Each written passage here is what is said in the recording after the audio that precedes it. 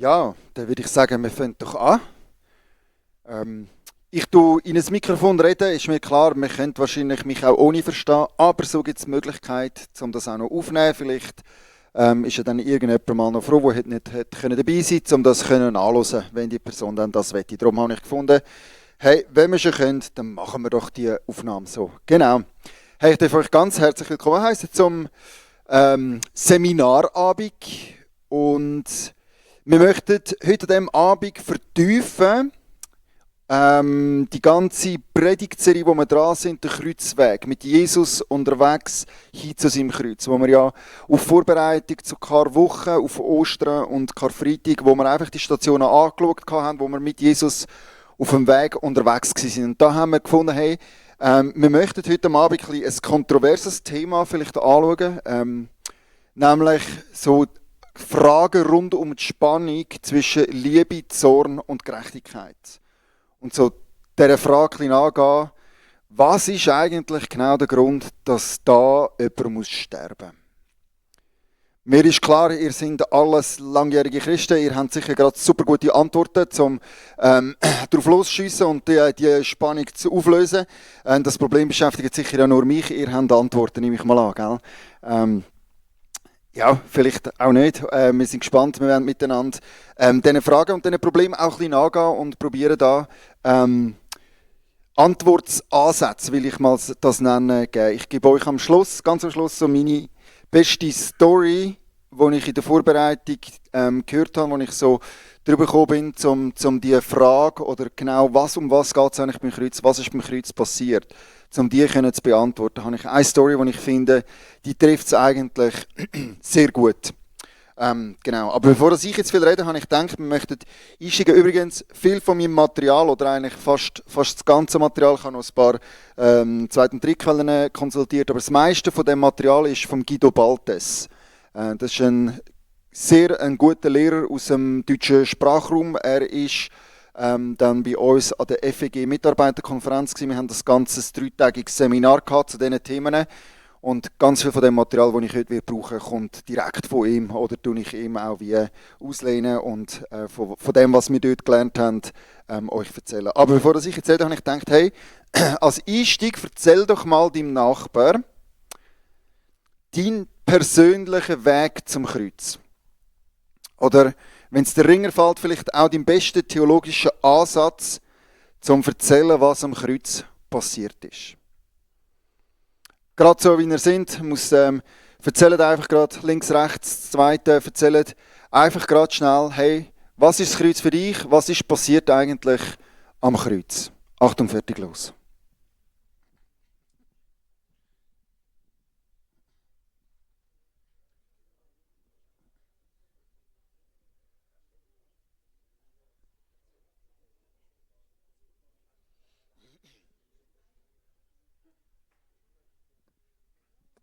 Sonst könnt ihr auch das Dritte, wenn es nicht aufgeht, also es muss nicht streng sein da, genau.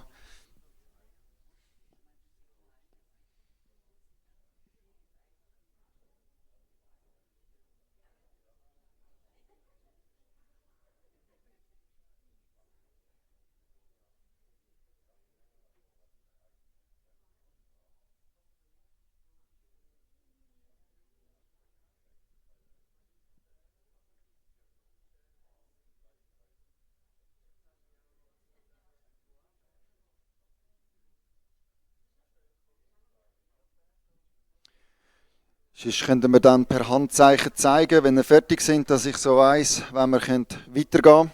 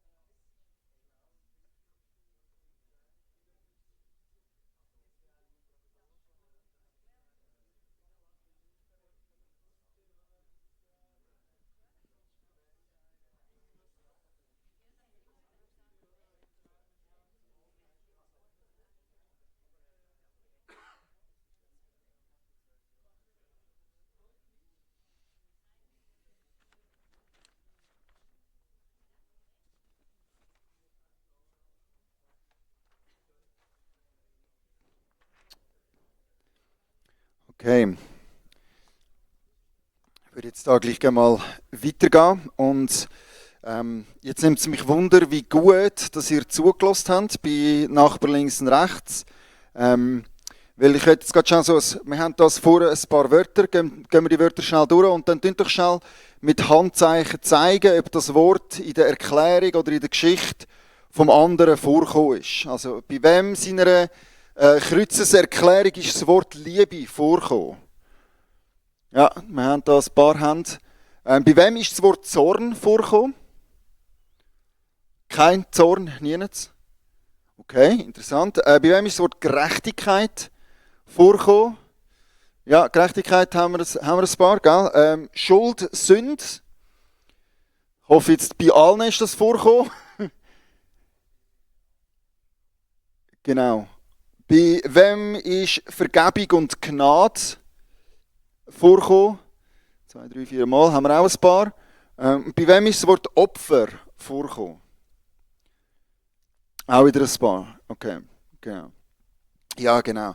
Ja, das sind sicher so Wörter, die wir gerne mal brauchen, zum erklären oder erzählen, was genau am Kreuz passiert ist. Jetzt, was genau passiert ist, ist noch schneller mal erzählt. Das kann man mal noch ansatzweise erzählen, vor allem wenn es dann um die historischen, geschichtlichen Fakten geht, was dort genau am Kreuz passiert ist, wie Jesus verurteilt worden ist, wie er gestorben ist und wie er wieder auferstanden ist. Das geht. Die ganze Frage nach dem Warum das so passiert ist und warum das hätte müssen passieren, dort wird es ein bisschen komplizierter, merken wir. Und ich habe heute übrigens auch nicht den Anspruch, die Frage zu lösen und zu klären, weil, da muss man auch ehrlich sein, seit 2000 Jahren wird darüber diskutiert und philosophiert und theologisiert, was da wirklich ganz genau passiert ist. Ich möchte euch heute aber ein paar Ansätze geben. Aber was auf jeden Fall sehr schnell klar wird, je nachdem, wie man die Wörter, ich habe die ein bisschen farblich sortiert nach grün und rot, oder nach positiv und negativ assoziiert, je nachdem, wie man die Wörter kombiniert, kommt man gleich mal noch ein Problem oder mehrere Probleme über. Seht ihr, was ich meine mit dieser Aussage? Zum Beispiel, ist Gott so hässig gewesen, dass er ein Opfer braucht? Wirklich? Also wir reden hier von Menschenopfer. Wie willst du das erklären? Oder? Der blutrünstige Gott verlangt nach einem Opfer, nach Blut, zum können vergeben. Das geht nicht anders. Das braucht es, oder?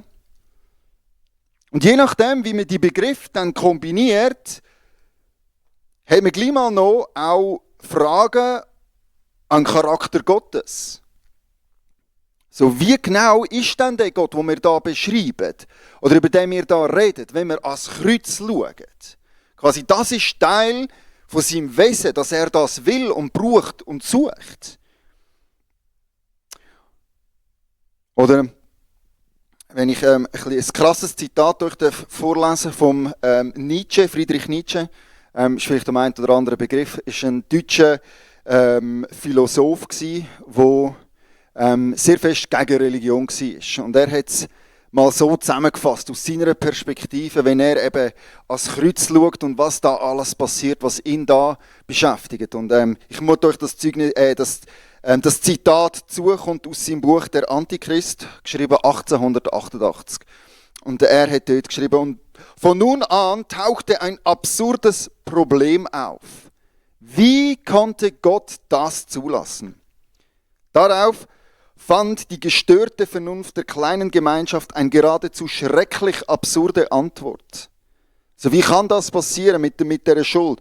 Gott gab seinen Sohn zur Vergebung der Sünden als Opfer, das Schuldopfer, und zwar in seiner widerlichsten, barbarischsten Form als Opfer des Unschuldigen für die Sünde der Schuldigen. Also geht's noch? Ist so am Nietzsche seine Aussage. Wie kann man so etwas überhaupt denken und sagen, dass ein Gott tatsächlich ein unschuldiges Opfer verlangt für diejenigen, die eigentlich die Schuld sind? Welches schauderhafte Heidentum. Jesus hatte ja den Begriff Schuld selbst abgeschafft. Er hat jede Kluft zwischen Gott und Menschen geleugnet. Er lebte diese Einheit von Gott und Mensch als seine frohe Botschaft. Also, je nachdem, wie man genau ans Kreuz anschaut, stellt man fest, da gibt es gleich mal noch die ein oder andere Frage oder die ein oder andere Herausforderung bis hin zum Problem, wie man genau das kann erklären kann. Wie man genau das kann vereinbaren. Ja, Liebe, Zorn, Gerechtigkeit. Das scheinen ja irgendwie manchmal schon auch ein bisschen Wörter zu sein, die nicht so mega gut zusammenpassen und die nicht so mega gut zusammengehen.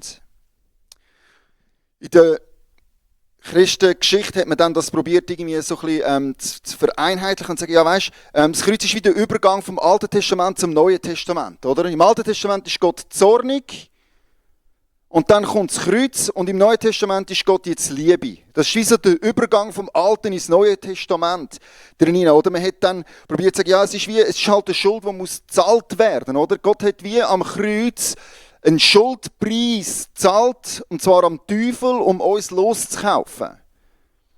Auch das gibt einige Fragen, oder? Wenn man das dann so ein bisschen hinterfragt, okay, schuldet Gott am Teufel etwas? Also muss man wirklich am Teufel irgendetwas zahlen, dass wir losbefreit werden? Also man merkt, ja, auf den ersten Moment sind wir natürlich alle überzeugt und ich will auch, dass wir heute Abend immer noch überzeugt sind und überzeugt rausgehen. Aber wenn man ein bisschen kratzt und ein bisschen Fragen und ein bisschen kritisches Denken zulässt, merkt man, okay, so simpel ist es nämlich gar nicht, um das zu erklären. Und jetzt möchten wir miteinander die Bibel aufschlagen, möchten wir mit euch 2 Bibelstellen anschauen, so Zitat von Jesus, wo er selber über sein Schuldopfer sagt. Ist euch bewusst gewesen, dass es genau 2-mal eine Bibelstelle gibt, wo Jesus zu dem etwas sagt, zur Schuldvergebung durch Opfer. Es gibt 2 Bibelstellen von Jesus, wo er etwas über das sagt. Und die 2 Stellen möchten wir jetzt gerade miteinander anschauen. Ausser das hat jemand schon einen guten Guess, welche Stelle das ist. All die Bibelkundigen unter euch.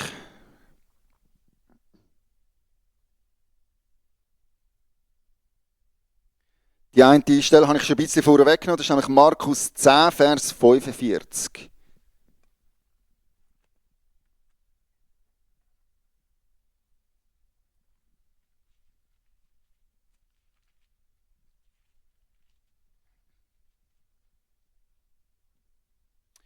Markus 10, Vers 45. Ich tue es gerade schon vorlesen.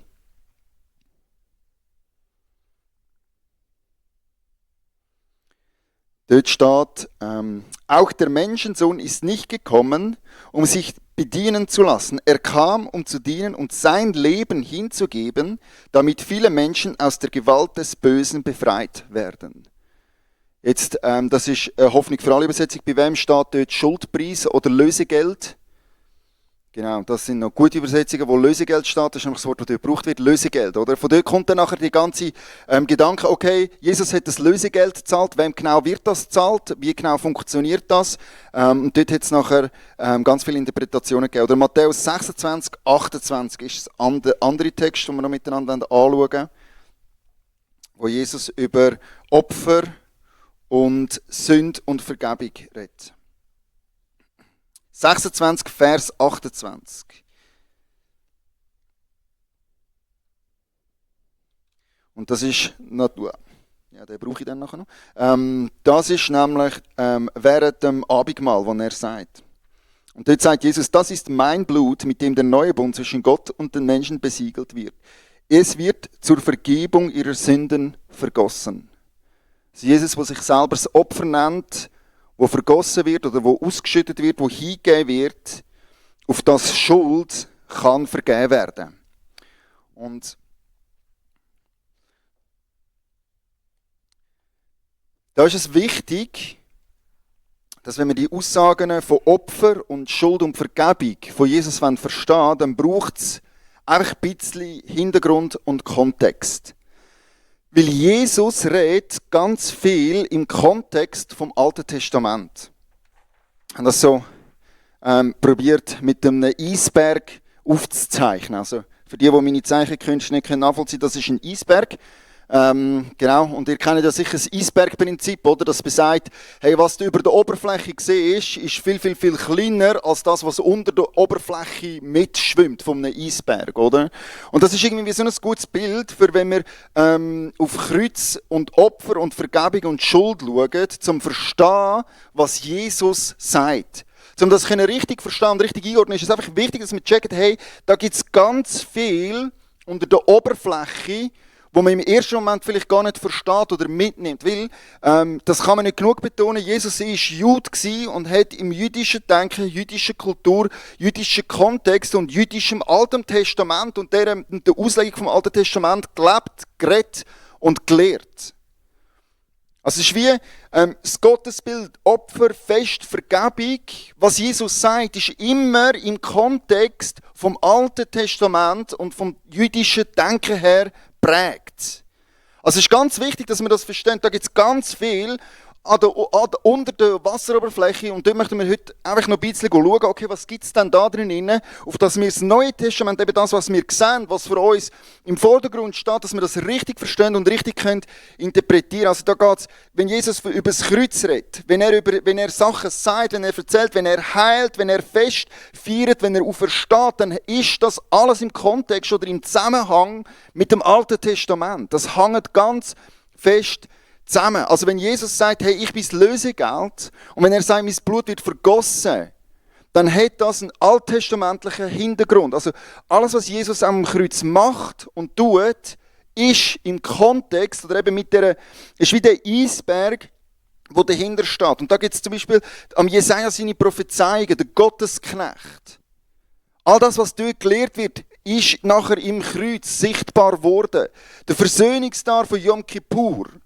Ganz viel von dem Bild schwingt mit oder ist Zeichen, dass das Wort Lösegeld, das schauen wir nachher noch an, das ist ein Yom Kippur-Wort. Und Sünde- und Schuldopfer aus dem mosaischen Kontext, aus dem Gebot, aus dem Gesetz, aus 3. Mose 4 bis 5, also ich habe euch überall noch Bibelstellen hergelassen, oder auch das Pessachfest, wo er feiert, das alles schwingt mit und muss wie berücksichtigt werden auf das, was Jesus sagt und tut am Kreuz. Genau, und ich habe vorher schon gesagt, es hat ganz viele Leute gegeben, die probiert haben, das irgendwie zu erklären, was genau ist da passiert, warum hat das müssen passieren und möchte euch einfach so die gängigsten Begriffe schnell mitgeben, ganz kurz dann 2-3 Worte dazu sagen, das sind so die kreuzestheologischen Ansätze. Oder okay, warum ist das überhaupt genau passiert mit dem Kreuz, wie das passiert ist? Und so, eine Aussage ist, ja gut, beim Kreuz geht es vor allem um den Sieg. Jesus siegt am Kreuz über den Tod. Er besiegt den Tod, indem er aufersteht. Und für das musst du zuerst sterben. Und er zieht den Stachel. Das ist nachher so 2. Korinther 15, 54. Weiss das jemand besser? Ich hätte gesagt, dort würde das stehen. mit dem Stachel, der gezogen ist und mit dem Tod, der die Macht verliert. Also es geht ganz fest um den Sieg. Und das ist der Grund, wieso dass Jesus am Kreuz gestorben und auferstanden ist, um seinen Sieg zu deklarieren und zu proklamieren und sichtbar zu machen von der ganzen Welt. Oder? Es gibt auch viel, dann gibt es einen Ansatz, der sagt, gut, Jesus war Vorbild gewesen. Der Grund, wieso Jesus auf die Welt gekommen ist, da gelebt hat, und dann am Kreuz gestorben ist, um uns ein Vorbild zu sein und zu zeigen, wie wir sollen mit dem Feind umgehen. Wie genau soll ein Feind behandelt werden? Mit Liebe, mit Respekt. Bis hin zum eigenen Tod. Also alles, was Jesus macht und tut, inklusive Tod und Auferstehung, ist ein Vorbild für uns zum Nachahmen und entsprechend nachleben. Also es geht um das, was Jesus dort gemacht hat. Oder ein anderes Bild, oder eine andere Theorie oder eine andere Kreuzestheologie sagt, es geht um die Liebe. Es ist eigentlich so, Liebe. Jesus, wo Liebe demonstriert. Wer von euch kennt das Lied von Bruno Mars, Grenade, I'll catch a grenade for you? Sagt das irgendjemandem etwas? Nicht? Da gibt es die Line, I'll catch a grenade for you. Oder ich mache alles für dich. Ich komme vor den Zug für dich. Und er in dem Lied zählt er auf, was er alles nicht würde machen, um seine Liebe zum Ausdruck zu bringen, oder? Und um genau das sagt man, gut, um genau das geht es beim Kreuz. Jesus zeigt am Kreuz, wie fest Liebe er die Menschen hat, bis zum eigenen Tod und darüber aus, oder? Im Lied von Bruno Mars ist nachher so, die Konsequenz, ja, leider macht die andere Person das nicht für mich und darum ist die Liebe wertlos, oder? So, sie würde nicht das Gleiche machen für mich, oder ich würde sterben für sie, aber sie nicht für mich. Und Jesus stirbt einen Weg für uns, auch wenn wir ihn nicht so lieben, wie er uns, oder? Das ist die Tiefe und das Zeugnis von seiner Liebe, die er da zum Ausdruck bringt. Das ist so die eine. Und dann gibt es noch die Besänftigung.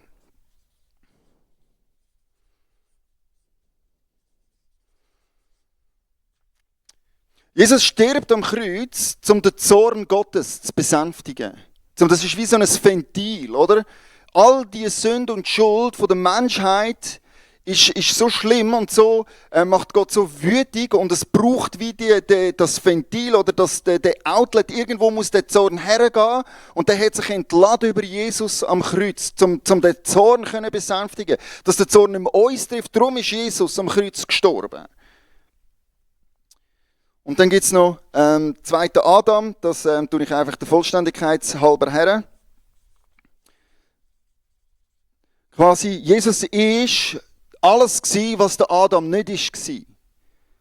Und er war gehorsam gsi, wo der Adam nicht mehr gehorsam war, und er hat es durchgezogen bis zum Schluss.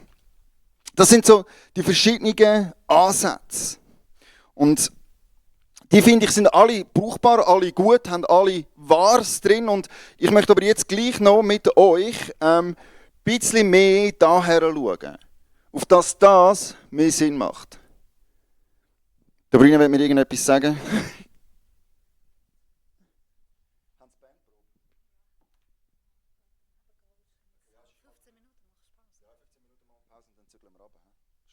Also 15 Minuten zügeln wir. Genau, mal, das ist doch gut.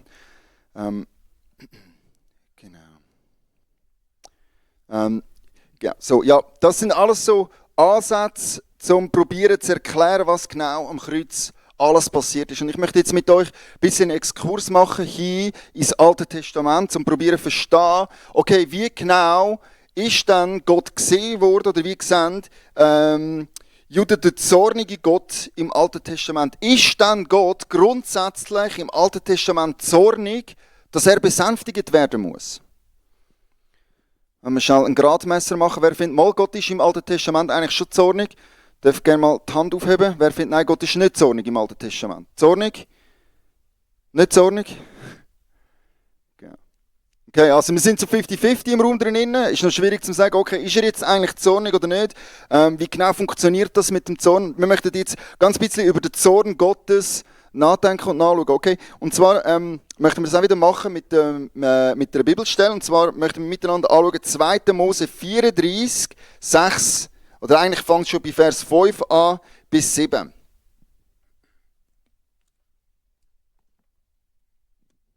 Mose 34, 5 bis 7. Und das ist eine wichtige Bibelstelle, weil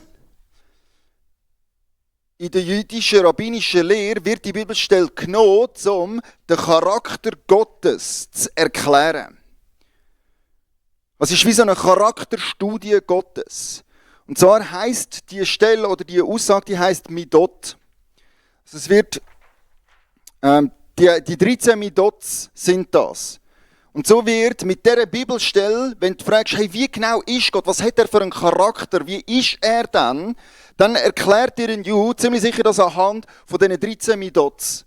Das ist so wie eine Charakterstudie Gottes. Also Midot ist auch ein Wort, das für Charakterentwicklung bei Menschen gebraucht werden kann. Also quasi, schaff mal ein bisschen an dir, schaff mal ein bisschen an deinem Midot, oder? Bist ein bisschen barmherziger und ein bisschen gnädiger und du bist viel zu streng die ganze Zeit. Dann ändere das, dann wirst du an deinem Midot arbeiten. Und dort jetzt wie so ein bisschen, okay, wir haben im 2. Mose 34 die Gottesoffenbarung, wo er seinen Charakter erklären. Und jetzt ist das im jüdischen Kontext oder in der rabbinischen Lehre nachher in 13 Lehrsätze umgewandelt worden. Also 13 Sachen, die wir aus dem daraus herausnehmen, wo wir lernen können, wie Gott ist. Und ich möchte jetzt lesen aus 2. Mose 34, Vers 5 bis 7.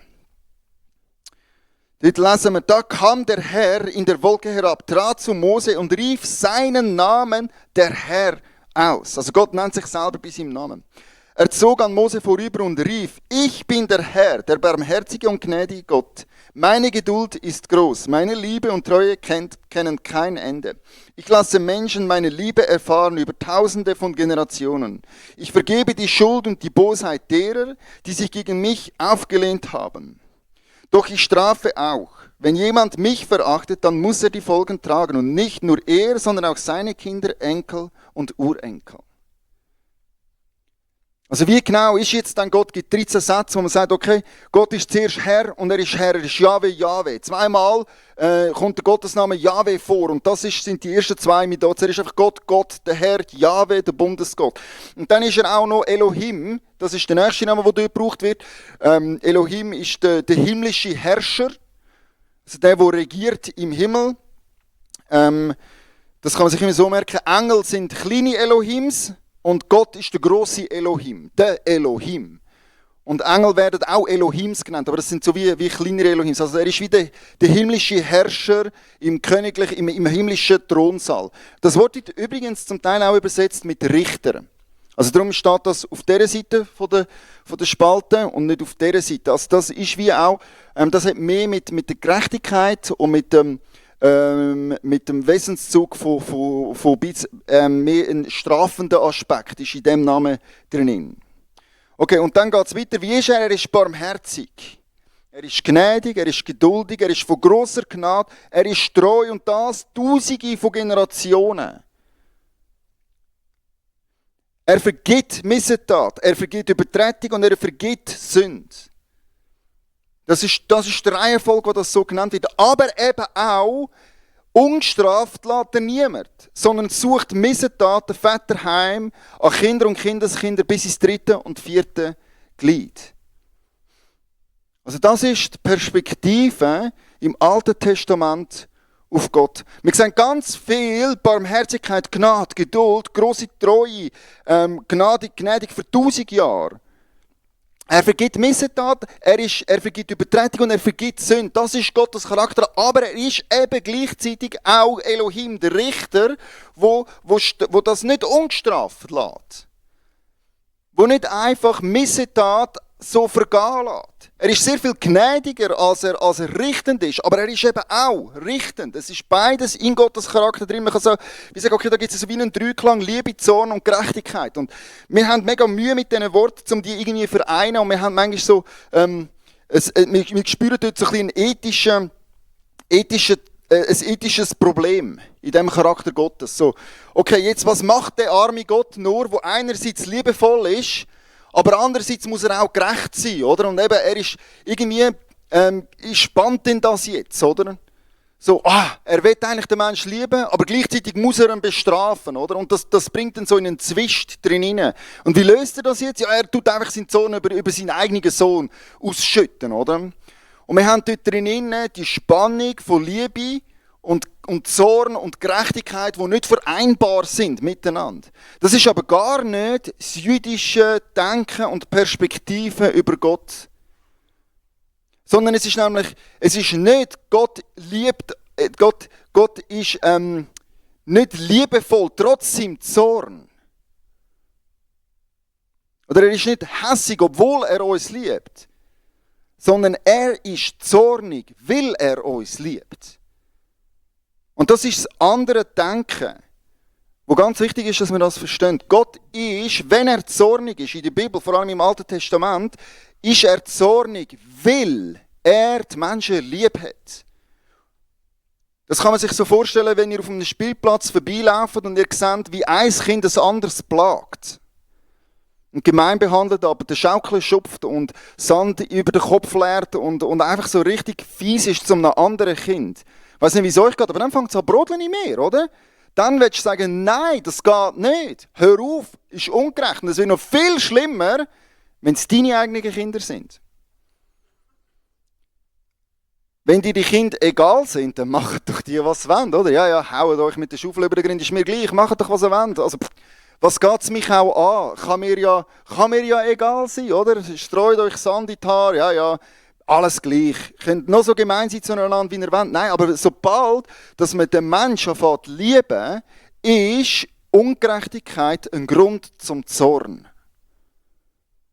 Und das ist ganz wichtig, zum Gott zu verstehen. Er ist hässig, zornig, im Alten Testament übrigens nur situativ. Er ist in spezifischen Situationen zornig und immer, wenn Menschen etwas Dummes machen. Es gibt relativ viel Grund zum zornig sein, dementsprechend. Aber der Zorn Gottes kommt dann, wenn Menschen Fehler machen und andere Menschen unterdrücken, quälen oder die Schöpfung Gottes zerstören. Das ruft den Zorn Gottes aufs Bild. Das tut wieder den Zorn Gottes hervorrufen, erst überhaupt. Und interessanterweise hat der Guido Baltes nachher an diesen 3 Tagen das so gesagt und wir haben es dann challenged. Findest du im Alten Testament keine Bibelstelle, wo der Zorn Gottes mit Opfer besänftigt wird? Also ich sage das nochmal, der Zorn Gottes in der Bibel wird nicht durch Opfer besänftigt.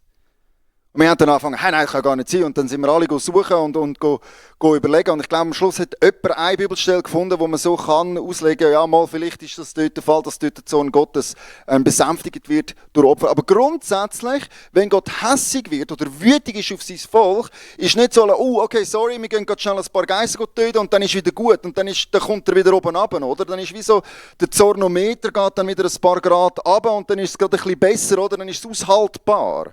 Das ist nicht, wie der Zorn Gottes besänftigt wird im Alten Testament. Das hat mit Buß, mit Umkehr und mit Gebet zu tun. Das ist, wie Gott Zorn abwendet. Nicht mit Opfergaben.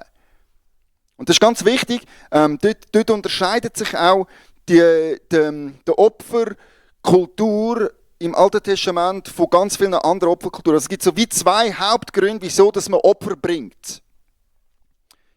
Also in der Antike sowieso. Gibt es eigentlich so wie 2 Hauptgründe, wieso das überhaupt Opfer gebracht wird. Und zuerst habe ich schon genannt, um den Zorn Gottes zu besänftigen. Quasi Götter sind hässig, jetzt müssen wir Blut vergießen und das tut dann den Gott wieder besänftigen. Das macht dann wieder, der Zornometer geht dann ein paar Grad wieder oben runter, wenn man genug Blut vergießt. Das ist übrigens auch nicht nur in Europa so, sondern auch in Südamerika, bei den Azteken ganz ähnlich. Der Blut muss vergossen werden, auf dass der Zorn nicht überhand nimmt und die Welt untergeht. Also das ist auch wie so ein bisschen, okay, wieder ein paar Grad oben runterkommen. Das ist die eine Art, warum das Opfer gegeben wird. Und die andere Art ist transaktionell. Quasi, hey, Gott, ich opfere dir und dann schaust du mir, oder? So sehr, sehr griechisch und römisch ist immer so gewesen, hey, die Gunst der Götter auf meiner Seite, wie gut wäre das, oder? Und ich möchte heiraten, ich möchte ein Haus kaufen, ich möchte ein neues Geschäft starten, ich möchte gerne, dass das gut startet, also kann ich mir die Gunst von einem Gott erkaufen, oder? Und ich bringe dem jetzt Opfer dar und dementsprechend findet er mich nachher lässig und gibt mir dann dafür, was ich will, oder? So, gar nicht mehr so fremd für uns, wenn wir zum Beispiel beten oder Bibel lesen oder so, haben wir manchmal auch das Gefühl, das wäre transaktionell, oder? Je besser Christ ich bin, desto mehr hat Gott mich lieb und desto mehr läuft es so, wie ich will, oder? Oder je länger ich bete, und da kommen manchmal auch solche Gedanken in die Richtung drin. Aber das ist nicht, wie Opfer im Alten Testament grundsätzlich funktioniert haben. Es ist nicht dazu da, um den Zorn Gottes zu besänftigen. Und jetzt wären wir bei der Zeit, wo wir eine kurze Pause machen. Sagen wir 10 Minuten, um schnell runterzugehen. Und dann machen wir unten weiter.